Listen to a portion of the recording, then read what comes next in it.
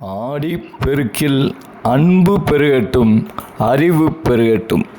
ஆடிப்பெருக்கில் அம்மனின் அருளால் என் ஆடி கவிதை.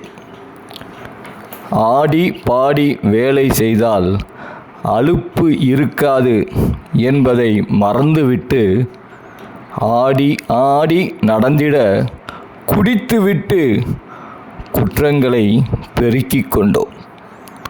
ஆடிய ஆட்டம் இறுதியில் மண்ணோடு முடியும் என்பதை மறந்துவிட்டு, ஆடி ஆடி அகந்தையில் ஆடி சுயநலத்தை பெருக்கிக் கொண்டோம்.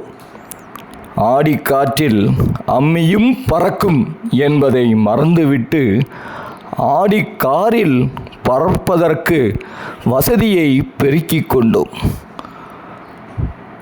ஆடிய அம்பலவாணனின் பாதங்களை மறந்துவிட்டு, ஆடி ஓடி அழியும் சொத்துக்களை பெருக்கிக் கொண்டோம்.